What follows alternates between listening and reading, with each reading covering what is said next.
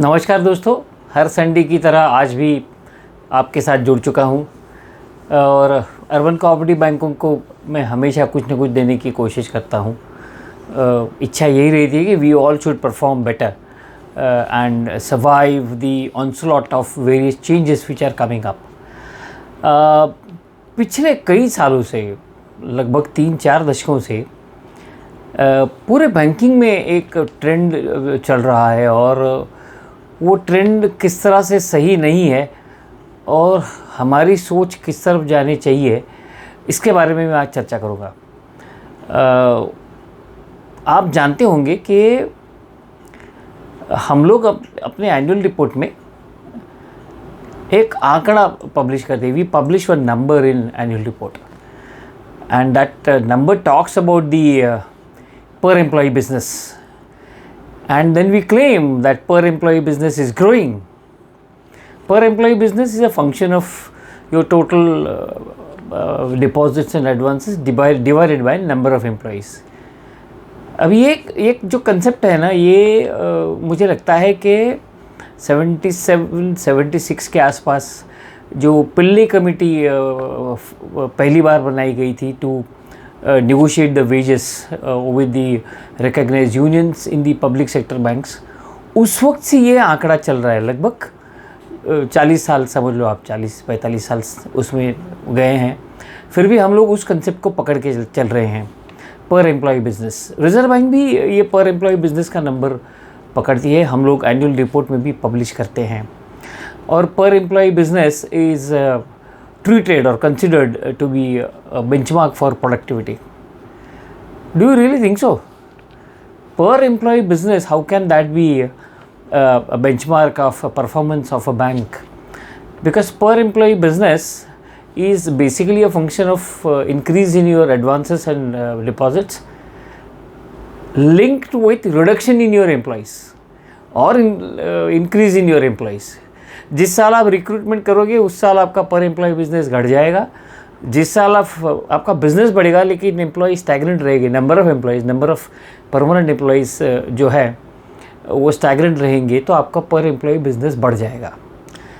अब ये पर एम्प्लॉय बिजनेस से बैंक के परफॉर्मेंस या प्रोडक्टिविटी एनालिसिस के लिए किस तरह से इसको देखा जाता है।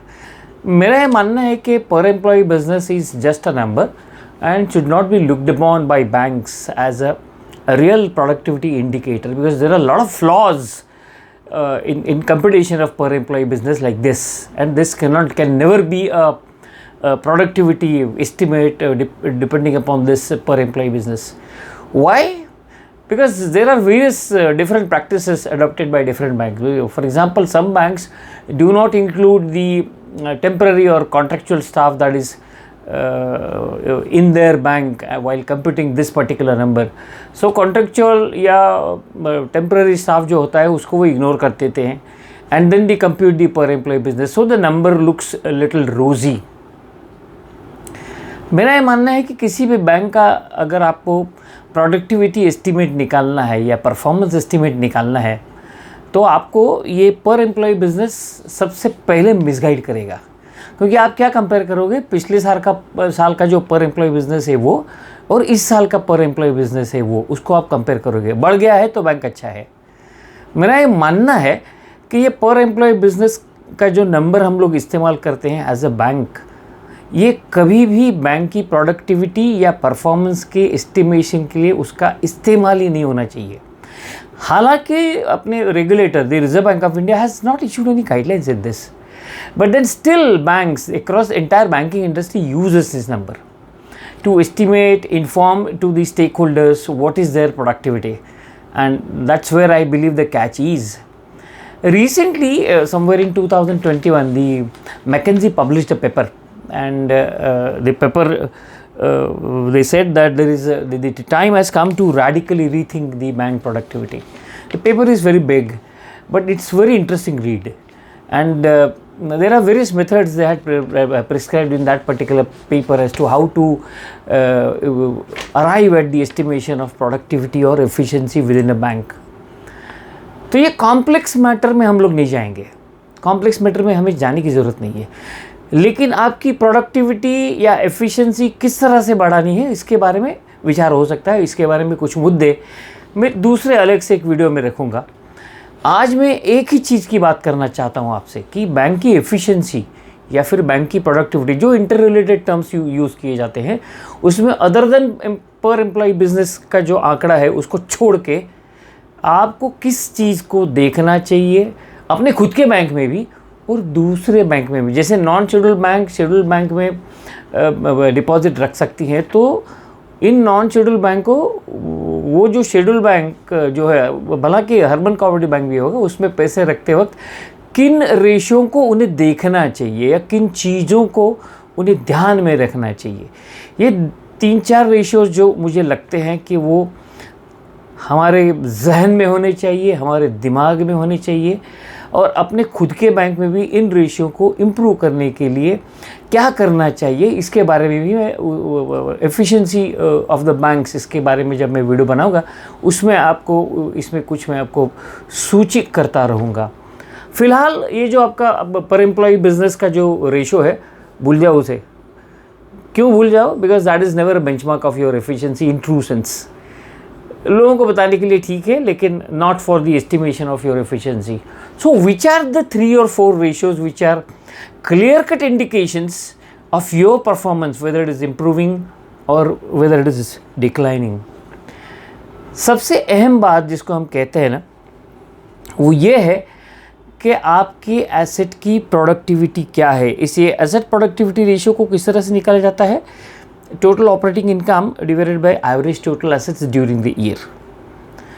अभी total operating income divided by average total assets, इसको निकालते हैं तो आपको एसेट प्रोडक्टिविटी मिलेगा। आपकी जो एसेट्स है उसकी प्रोडक्टिविटी मिलेगी। जितना रेशियो हायर होगा उतना अच्छा है बैंक। दूसरा एक रेशियो जिसके ऊपर रिजर्व बैंक भी ध्यान देती है, ये एसेट प्रोडक्टिविटी पे रिजर्व बैंक ध्यान नहीं देती है ज़्यादा, लेकिन दूसरा जो रेशियो है रिटर्न ऑन एसेट। आपके जितने भी एसेट्स हैं उसके ऊपर क्या रिटर्न आप कमा रहे हो, और उसको एस्टिमेट कैसे किया जाता है? 2 तरीके हैं। एक तरीका है operating profit divided by average total assets, और net profit divided by average total assets. माना जाता है कि आपका ये जो रिटर्न ऑन एसेट जो है ये 0.75 के आसपास है तो बढ़िया है, 1 के आसपास है तो the best. But if you are hovering between 0.50 to 0.75, you need to improve this ratio, because return on asset is a key consideration। आप कितना कमा रहे हो, आपके बैंक की रियल टाइम एफिशिएंसी क्या है। So return of asset is one of the best efficiency indicator और a productivity indicator for your bank. And the popular ratio which I find in this segment is the net interest margin. तो net interest margin किस तरह से निकाला जाता है? Net interest income divided by average total asset. So हर जगह productivity में आपके टोटल एवरेज एसेट का इन्वॉल्वमेंट आ जाता है। तो नेट इंटरेस्ट इनकम आपका जो है divided by average total assets, इसका जो रेशियो आएगा, इसका जो गुणांक आएगा, वो आपका नेट इंटरेस्ट मार्जिन होगा। नेट इंटरेस्ट मार्जिन अगर 2.5 के ऊपर है, anywhere about 2.5, you are a good bank. There are banks which are having net interest margin in the range of 4%, but there are banks which are hovering between 1.5 to 2.5%. Those are not bad banks, but they are an indicator of the efficiency of the bank in terms of usage of its asset. There is one more ratio which is very critical for you to consider, and that ratio is cost to income ratio. अब ये cost to income ratio किस तरह से निकाला जाता है? Non interest expenses divided by net total income, that is total income less interest expenses. जितना ये रेशियो लोअर होगा, 0.50 0.60 के आसपास होगा, उतनी आपकी प्रॉफिटेबिलिटी बेहतर होगी। रिजर्व बैंक आजकल ये कॉस्ट टू इनकम रेशियो के बारे में भी बहुत ज़्यादा फोकस कर रही है। और एक रेशियो है जो आपकी स्टाफ प्रोडक्टिविटी के ऊपर बात करता है, आप उनको क्या सैलरी देते हो, वो भी एक इम्पॉर्टेंट रेशियो है, that is staff cost to total income. माना जाता है कि जहाँ पे आपका इनकम अच्छा है वहाँ पे आपका स्टाफ कॉस्ट शायद लेस देन 2 डिजिट आएगा। या मान के चलो कि आपका स्टाफ कॉस्ट अगर 7-8 या 9% के आसपास है टोटल इनकम से, जब आप रिलेट करोगे तो you are a good bank.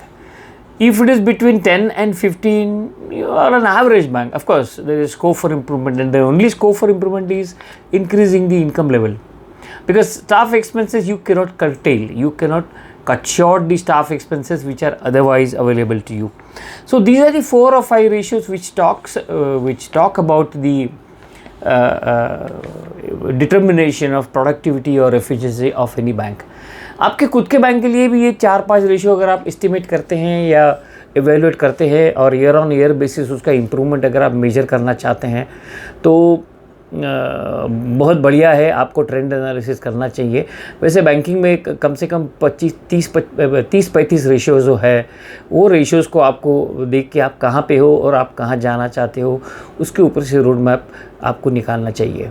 अभी ये रेशियोज़ जो है ये रेशियोज़ इम्प्रूव किस तरह से करते हैं? There is of course a detailed subject on this and how to improve these ratios, but apart from simply improving ratios, real time productivity या real time efficiency आपको किस तरह से बढ़ानी है इसके बारे में मैं अलग से चर्चा करना चाहूँगा। लेकिन ये ratios मैंने आपको इसलिए बताए हैं कि ये ratios आपको आपकी खुद की बैंक का असेसमेंट करने के लिए काफ़ी रहेंगे और आप जब ये असेसमेंट करोगे तो आपको स्कोप फॉर इम्प्रूवमेंट आइडेंटिफाई करना भी आपको आसान रहेगा। So this is a brief talk about the productivity of your bank and or the efficiency of your bank.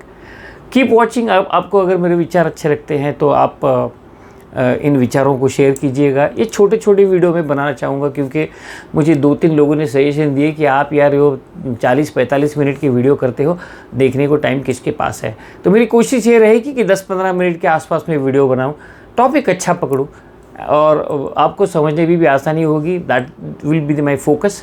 So if you like my video, if you like my views, do subscribe, do share. Share in your entire bank, share it with all your banking fraternity and friends. Thank you very much. Thank you for watching me. Thank you.